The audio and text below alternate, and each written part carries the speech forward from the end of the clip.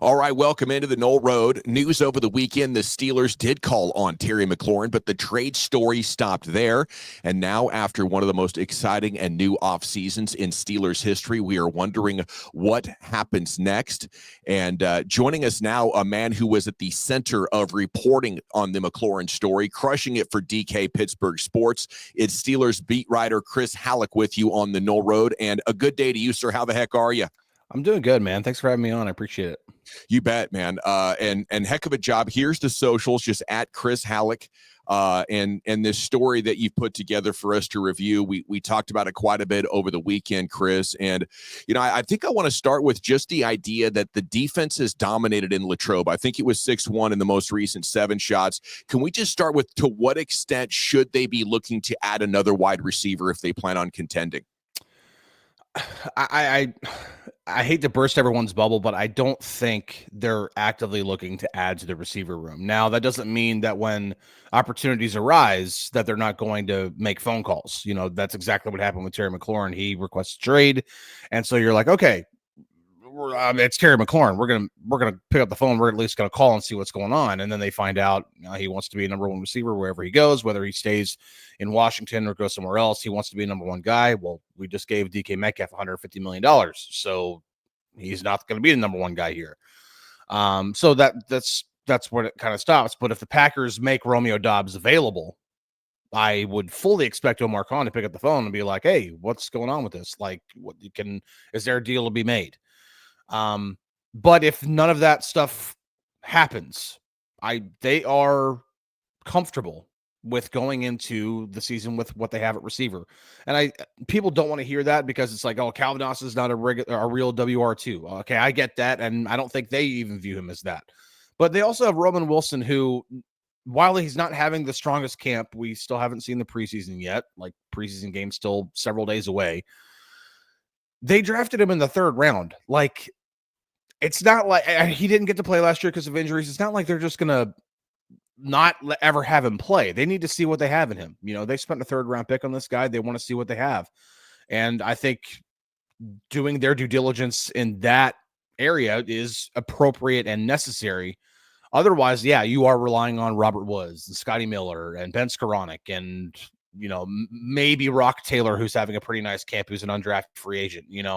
Maybe you're relying on those guys. And yeah, then the position gets a little, definitely a little scary. But if Roman Wilson can really turn into a player, then people won't be freaking out about wide receiver, because then, and he was a good player in college.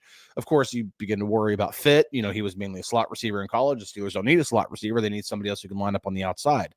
But they need to see what they have in Roman Wilson. They at least need to give the preseason for that. But, man, how exciting is it that, as good as their team is right now, they would be willing to add maybe $30 million in payroll or more for a player of McLaurin's ilk? I mean, that is a high bar to pick up the phone. But if that kind of player is available, I don't know if Steelers fans have ever been able to think that they were a player in this kind of personnel movement.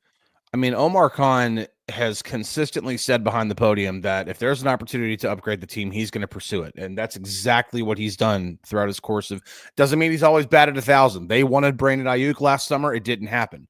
Didn't mean that they didn't try. They had a deal in place with the 49ers to get that done.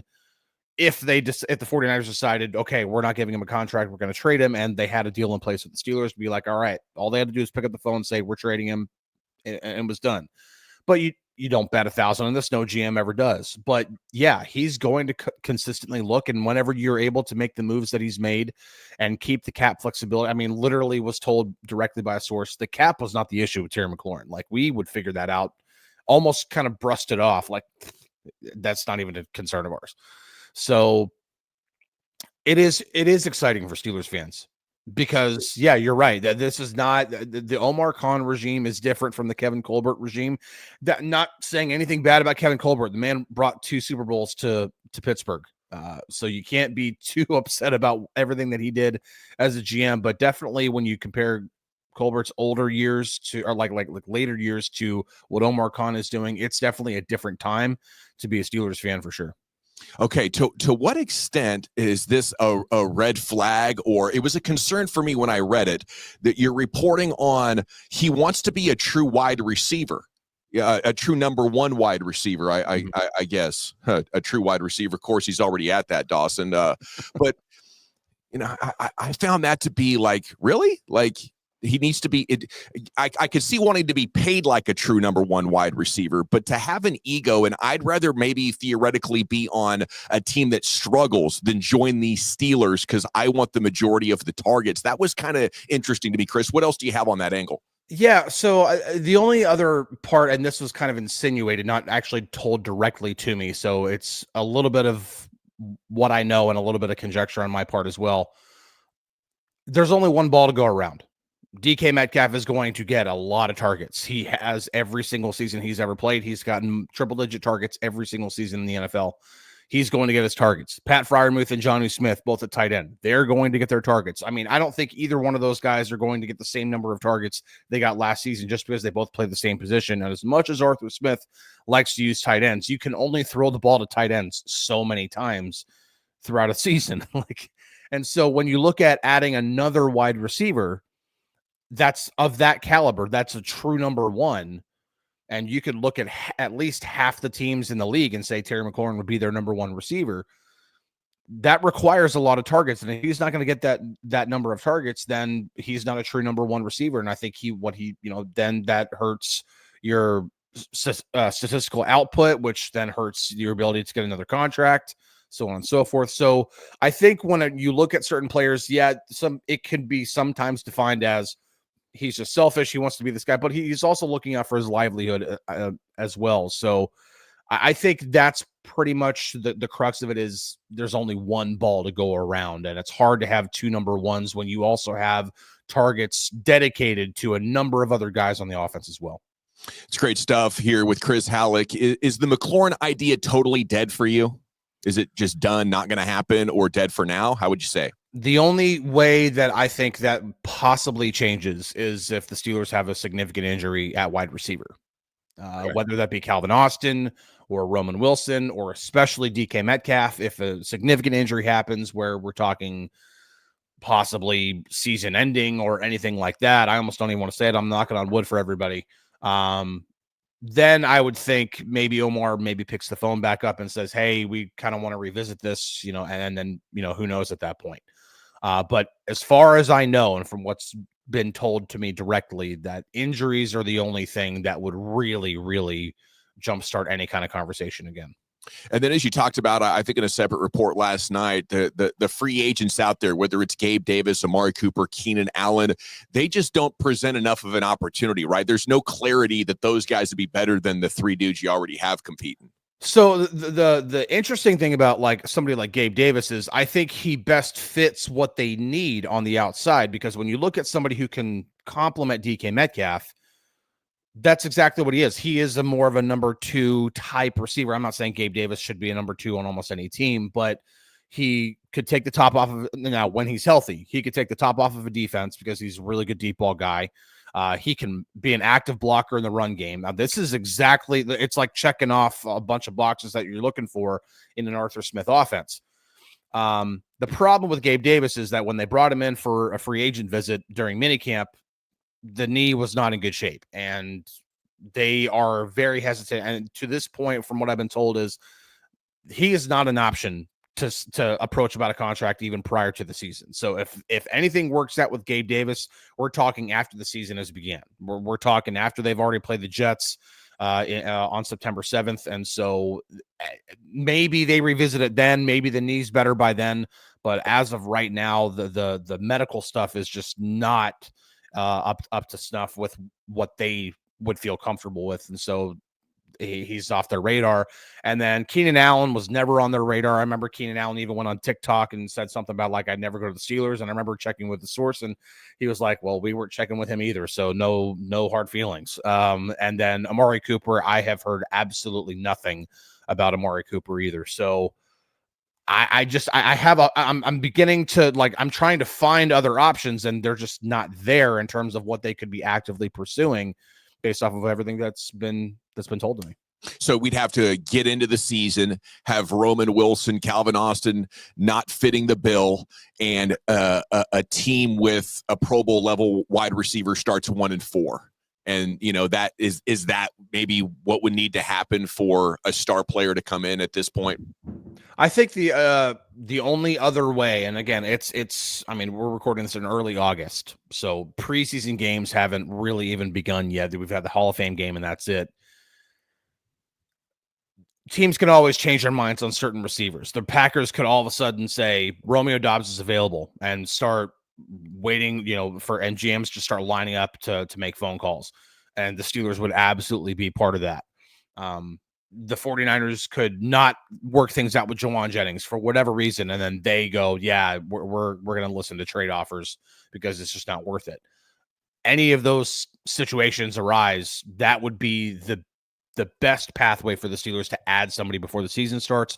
Otherwise, I think a trade deadline type move would most likely be the way that they would upgrade the receiver position. What's been the biggest factor in the defense's dominance at training camp? Is it rust? Is it? I think it's the secondary. That secondary, man. Joey Porter Jr., Darius Slay, Jalen Ramsey, they all look good. They all look good. Joey Porter probably looks the worst out of the three, which would be expected. I mean, he's the youngest, and we're talking former All-Pros and Slay and Ramsey, but those three look amazing. And then you throw Deshaun Elliott on top of it, who had literally the best tackling efficient season in NFL Next Gen Stats history last year.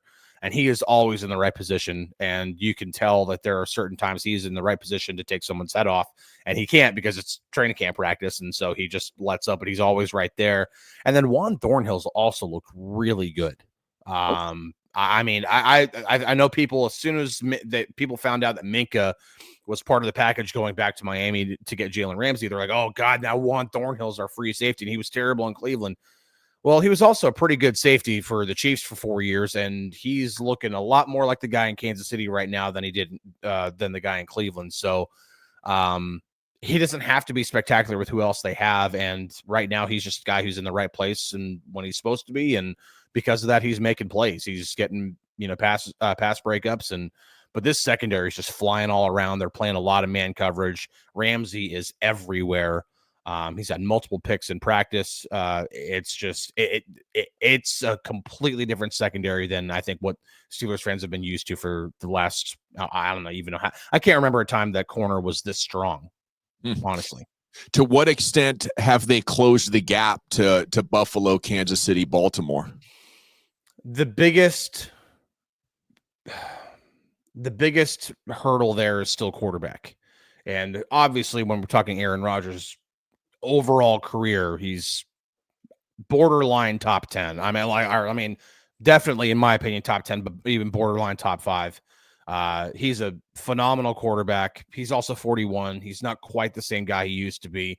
He can still sling it. The arm strength is still there. The quick release is still there. Can't quite move the way he used to, but because he can't put on the Superman cape all the time anymore, and that just comes with age, it's hard to go into Arrowhead Stadium and say, I can go, I can go toe to toe with Patrick Mahomes because of who I have at quarterback. The Bills can say that. They at least have somebody who can go toe to toe a quarterback, or the Ravens have that with Lamar Jackson, and the Bengals obviously with Joe Burrow. But I don't think the Steelers are quite there yet. They're built more for Aaron Rodgers to be like, we need the competent quarterback play with the ability to put on the Superman cape 4 times a game, 3 times a game, however many, just every net, like a few times, have that moment where you dip your toe into the fountain of youth and you're able to just make that insane Aaron Rodgers play, which he did with the Jets a few times last year. So it's still there. It's still in the tank. But because of that, it's just hard to say that they're on that same level. But I think the Steelers right now are probably among the very, very top of the tier 2 in a very, very deep AFC. But I have a hard time putting them on the same level with the Chiefs and the Bills and the Ravens just yet. Yeah, I think I agree with you there. It'll be really interesting to see once we get some meaningful football. But right now, I think, can you get the wide receiver 2 Yeah. Can you get better play at left tackle one way or another? And can you dominate at running back? Because you're going to have to be better around Aaron Rodgers than the Chiefs have to be around Patrick Mahomes. Right. I guess two out of those three things would do it for me. How about you? Yeah, I mean, listen, if the Steelers can run the football successfully, and I'm not talking like they have to be a top 5 rushing offense, anything like that, but if they can average 4.5 yards a carry, which really isn't all that, that's not a tall ask. If they can average 4.5 yards a carry, they will be a much more efficient rushing offense than they were last year, because last year they're among some of the worst in the NFL in terms of rushing efficiency. But with how often they want to run the ball, if they can be just a little bit more efficient, that will do wonders for the offense, because then the quick game will be easier. The play action will be a lot easier to execute. And that also helps the pass protection, because then you are able to get to your first read much more often in the passing game. Other than when guys are just, we're just going to drop 7 back and make Aaron Rodgers beat us, and then you have to protect him for long enough in order to make him beat us. And that's when you're really testing the pass protection quality of this offensive line, which when you have somebody who in Broderick Jones, who is very unproven, has a lot to prove this year. It's kind of a do or die year for him. You would rather just be like, okay, we're going to run the football, we're going to do it successfully, and then everything else in the offense can stem off of that. And then that's when they would have a much better opportunity to be an actual efficiently scoring offense. What are you hoping to see tomorrow after the off day? Anything in particular?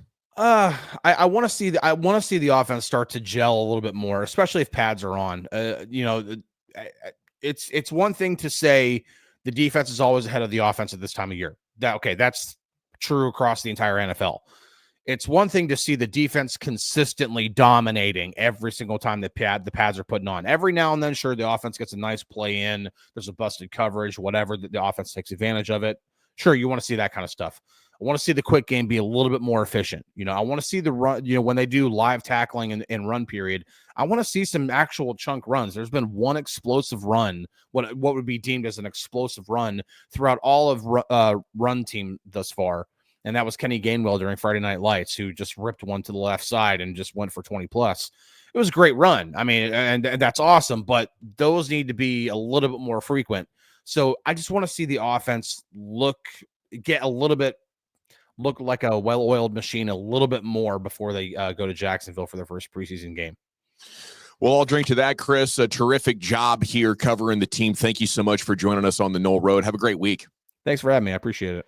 There he goes, Chris Halicke, DK Pittsburgh Sports. Great time catching up with him. You can get our socials and our latest videos at theknollroad.com. New Bear will be back with me tomorrow. Until next time, we'll see you here on the Knoll Road.